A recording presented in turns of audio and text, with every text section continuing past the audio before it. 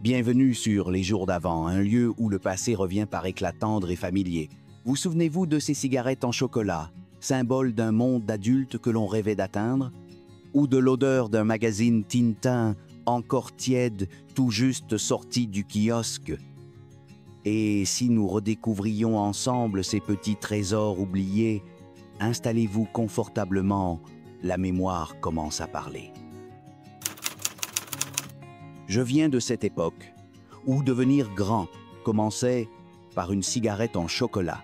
Qui s'en souvient? Ces petits bâtons sucrés enveloppés dans un papier argenté se vendaient parfois même chez le buraliste comme les vrais, mais elles ne contenaient que du chocolat tendre. Rien de dangereux, juste un goût doux et une promesse, celle d'imiter les adultes. On plissait les yeux comme papa, on fumait avec une pause exagérée et l'on se sentait soudain important. Personne ne trouvait ça bizarre à l'époque. Au contraire, c'était un petit rite amusant, presque initiatique. Certaines marques, comme Suchard, allaient jusqu'à imiter le filtre avec un bouc blanc et à l'intérieur, un chocolat au lait onctueux. Certains tentaient même de les allumer pour voir si elles fumaient. C'était absurde, bien sûr, mais on voulait y croire, tester les limites. Vous vous souvenez de ces expériences un peu folles? Aujourd'hui, une telle idée ferait scandale. Mais dans les années 70-80, c'était innocent, drôle et un peu magique. C'était notre manière de faire semblant, de nous sentir un peu plus vieux, ne serait-ce qu'un instant. Et derrière cette imitation, il y avait autre chose.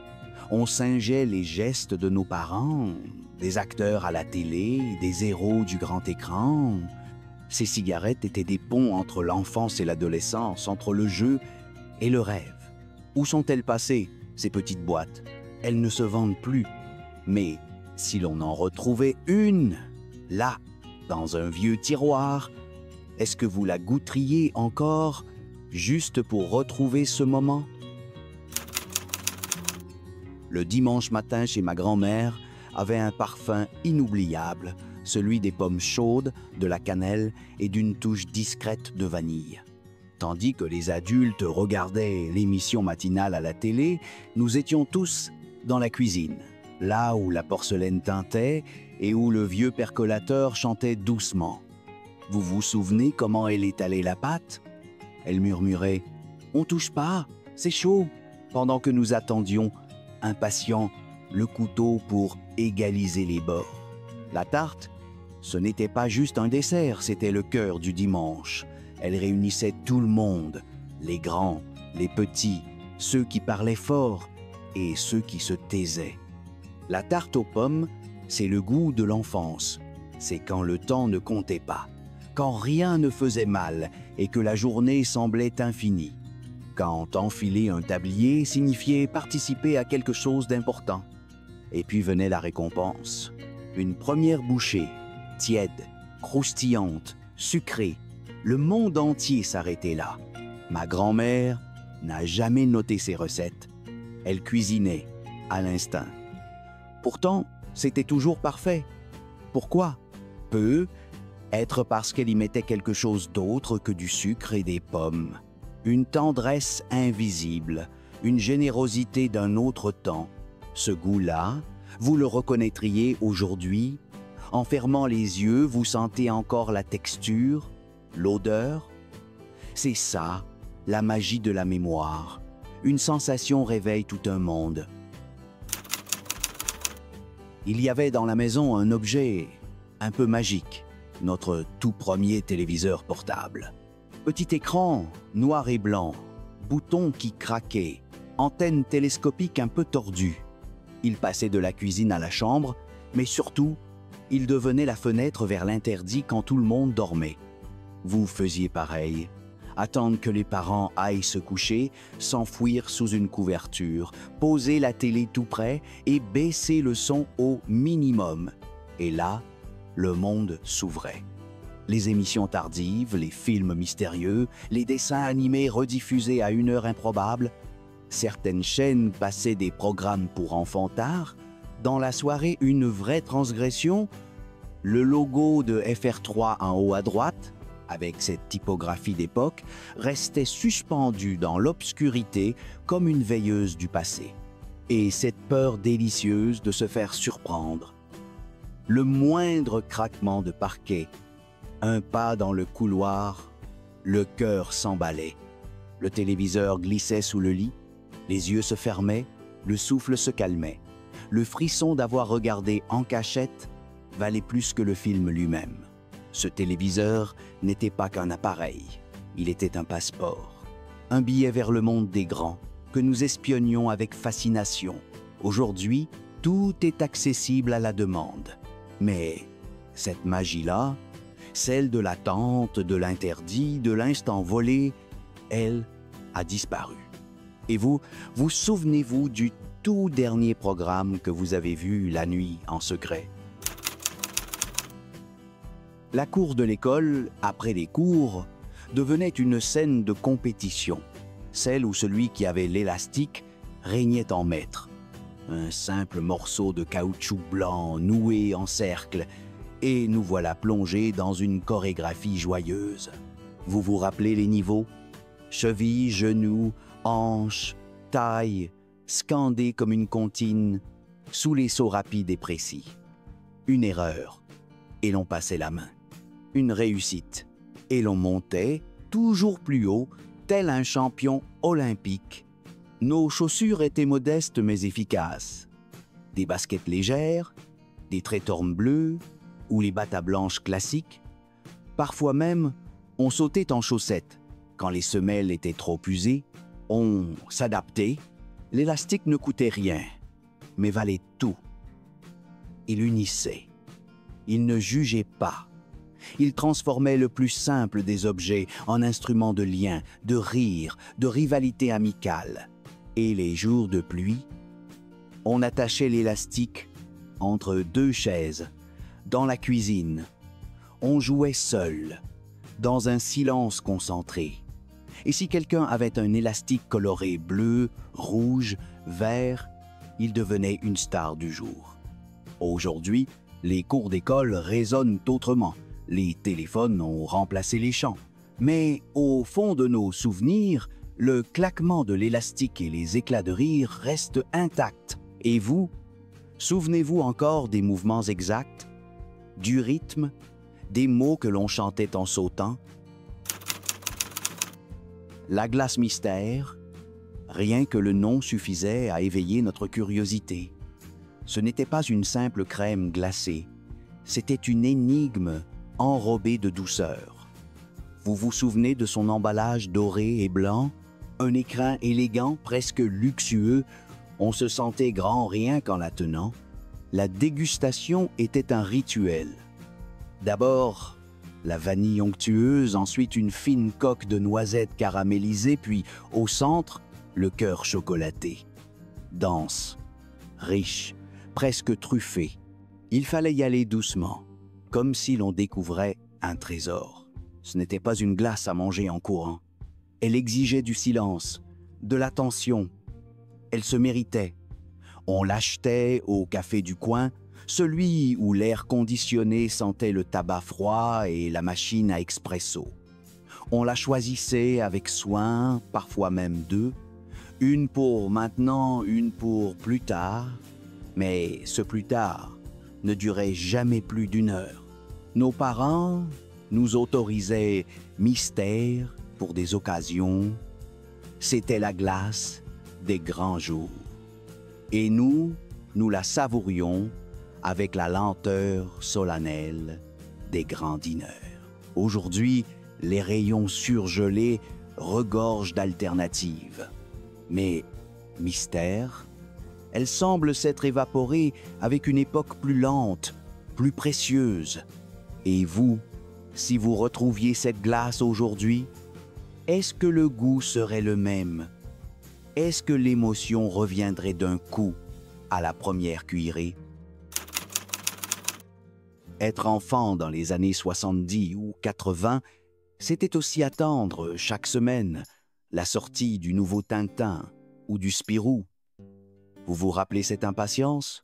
Le kiosque, au coin de la rue, le cliquetis du présentoir en métal, le vendeur qui connaissait notre prénom. Dès qu'on recevait le numéro, on le feuilletait sur place, debout, le cœur battant. Parfois, le kiosquier disait « Et tu l'achètes ou tu le lis juste comme ça ?» Et on finissait toujours par repartir avec.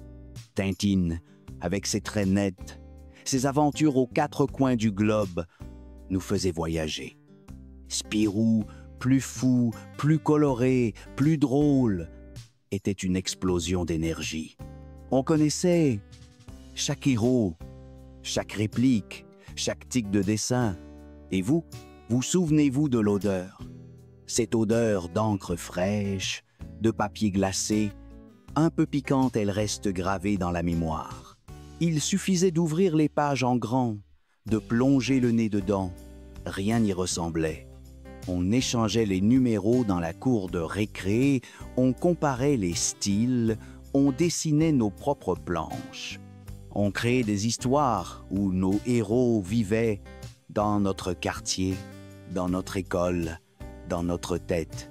Aujourd'hui, les écrans remplacent les pages.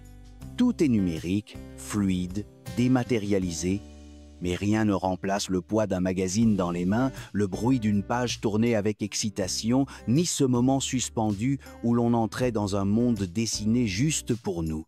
Et vous, si vous retombiez sur un vieux Spirou ou un Tintin, est-ce que vos doigts retrouveraient le geste exact pour tourner la couverture?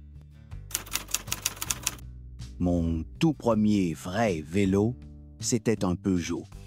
Rouge et blanc avec une selle noire légèrement trop haute et des décalcomanies qui brillaient au soleil.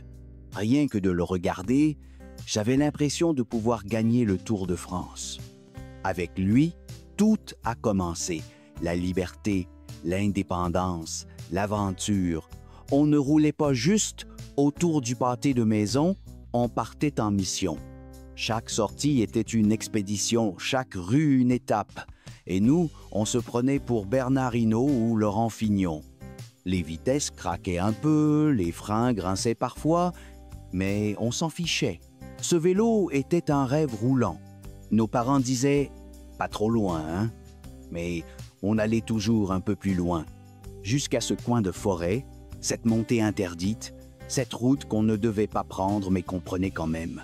On attachait une gourde à la barre, on mettait une casquette d'équipe cycliste et on pédalait jusqu'à l'épuisement. Les mollets en feu, le souffle court, mais le sourire jusqu'aux oreilles. Parfois on tombait, parfois on crevait, mais c'était ça aussi, apprendre à grandir, réparer, recommencer, insister. C'était notre école de vie. Sur deux roues. Aujourd'hui, les enfants ont des trottinettes électriques. Mais est-ce qu'ils ont encore cette fierté de dompter leur premier vélo? Et vous, vous rappelez-vous du bruit des pneus sur le gravier? De cette sensation de voler, juste un peu? Aller aux Galeries Lafayette avant les fêtes, c'était tout un événement. On s'habillait un peu mieux, on montait en voiture ou prenait le métro, et soudain on entrait dans un autre monde. Ce n'était pas un simple magasin, c'était un palais de lumière et de vitrines animées. Les escalators, les balcons, les odeurs de parfums mélangées au marron chaud, tout brillait. Tout sentait Noël, l'attente, le rêve. Les vitrines racontaient des histoires. Des automates dansaient, des peluches s'agitaient, la neige artificielle tombait doucement. On collait notre nez contre la vitre, le souffle court, et on murmurait « C'est celui que je veux ». Le rayon jouet au dernier étage, c'était le paradis. Playmobil, Barbie, puzzle, jeux de société, il y avait trop à regarder, trop à désirer. Et parfois, miracle, un vendeur nous proposait une démonstration. C'était Noël avant Noël. Et puis, le chocolat chaud au café panoramique, servi dans une tasse blanche, mousseux, brûlant, avec une brioche ou un pain au lait. Et cette vue sur les toits, les lumières de Paris, c'était un moment suspendu. Aujourd'hui, les centres commerciaux sont partout. Mais Où est passée cette féerie? Cette lenteur? Ce plaisir de se promener sans tout acheter? Les Galeries Lafayette, c'était plus qu'un magasin. C'était un souvenir en construction. Et vous, votre plus beau Noël, il a commencé où? Devant une vitrine? Dans une allée pleine de jouets? Ou en regardant simplement les décorations, la main serrée dans celle d'un parent? Il trônait sur ma table de chevet comme un trésor, mon tout premier poste à cassette, un rectangle en plastique gris, des boutons qu'on appuyait avec autorité, une fenêtre où défilaient les bobines. Ce n'était pas juste un appareil, c'était mon entrée dans le monde de la musique. Vous vous souvenez du doigt suspendu au-dessus du bouton REC? On écoutait Énergie, le doigt prêt, l'oreille en alerte. Dès que la chanson commençait, hop, play plus REC. Et on croisait les doigts pour que l'animateur ne parle pas pendant le refrain. Les cassettes s'empilaient, avec nos étiquettes écrites à la main. Indochine, Téléphone, Goldman, Sandra. Sur certaines, un mélange improbable. Dalida, suivi de Queen, puis un slow anglais inconnu, mais adoré. Le son n'était pas parfait. Parfois, il ondulait. Et parfois, l'horreur, la bande se coinçait, s'enroulait, se froissait. On sortait alors doucement la cassette, on tournait la bobine avec un crayon, espérant que la bande n'était pas fichue. Ce petit bruit de plastique frotté, vous l'avez encore en tête? Et puis, le rêve absolu, le double lecteur cassette. Copier, monter ses propres compilations, offrir des mixtapes aux copains ou à celles qu'on aimait en secret. Sur l'étiquette, on écrivait « Pour toi » et « T84 » ou juste un cœur. Aujourd'hui, un clic suffit pour écouter une chanson. Mais où est passée cette attente fébrile, ce silence concentré, ce frisson quand la chanson démarrait enfin? Et vous, votre première chanson enregistrée à la radio, c'était laquelle? Dès que la cloche sonnait à 6h, c'était la course. Cartable sur le dos, goûter à la main, on filait à la maison. Pourquoi? Parce qu'à 6h30, c'était récré à 2, le moment le plus attendu de la journée. Vous vous souvenez du générique? Cette musique pleine d'énergie, ces visages souriants et soudains, Goldorak, Capitaine Flamme, les Shadocks, ce n'était pas que des dessins animés, c'était notre langage, notre univers. Et surtout, il y avait Dorothée. Toujours enthousiaste, un peu déjantée, jamais ennuyeuse. Elle n'était pas comme les adultes. Elle nous parlait comme si on était ses petits frères et sœurs. On lui faisait confiance.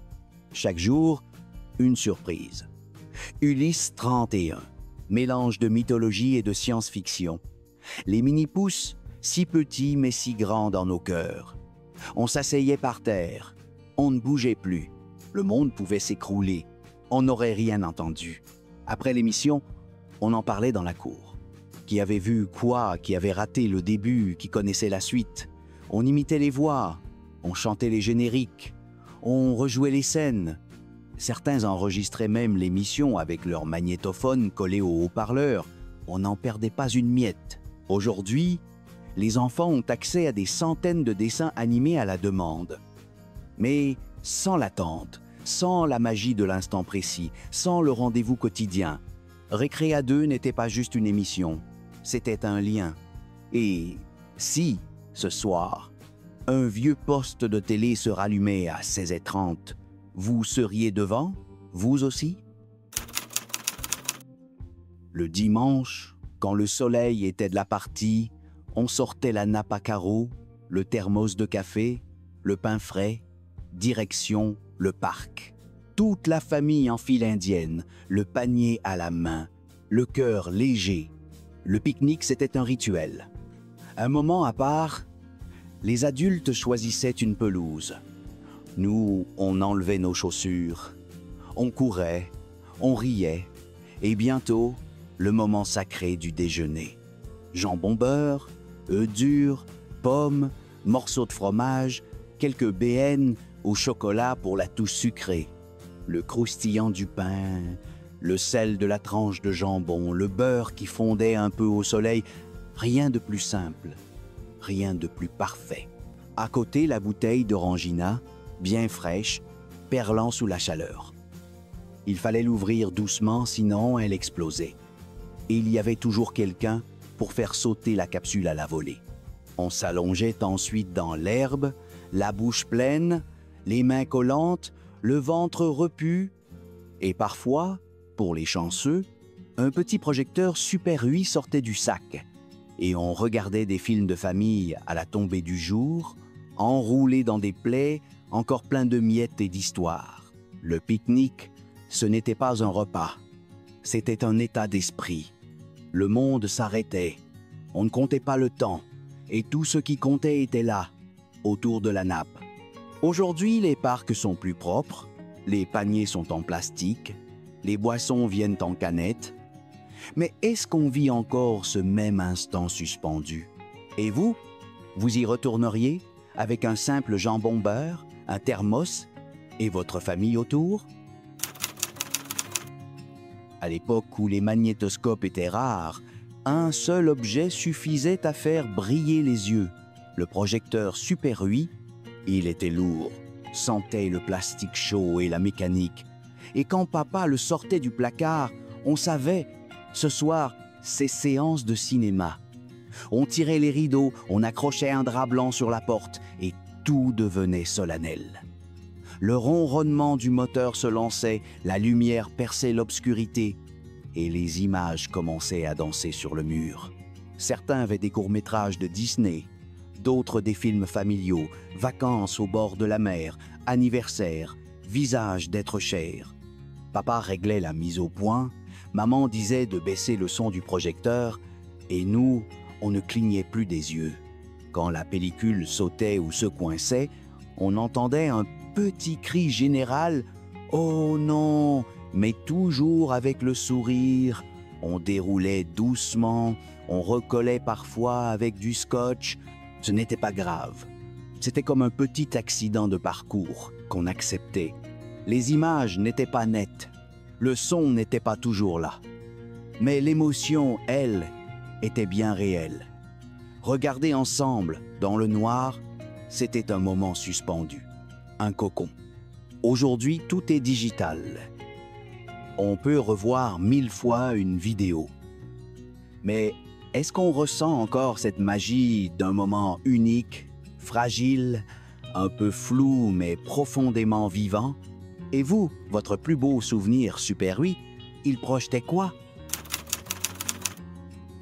Qui n'a pas serré fort un Monchichi entre ses bras pour s'endormir? Ces petites peluches mi-singe, mi-bébé, avec leurs tétines dans la bouche, étaient bien plus que des jouets. C'étaient des compagnons, ils ne restaient pas posés sur une étagère, non. On les emmenait partout, à l'école, chez le docteur, en voiture. On leur fabriquait des lits, des vêtements, parfois même une famille complète.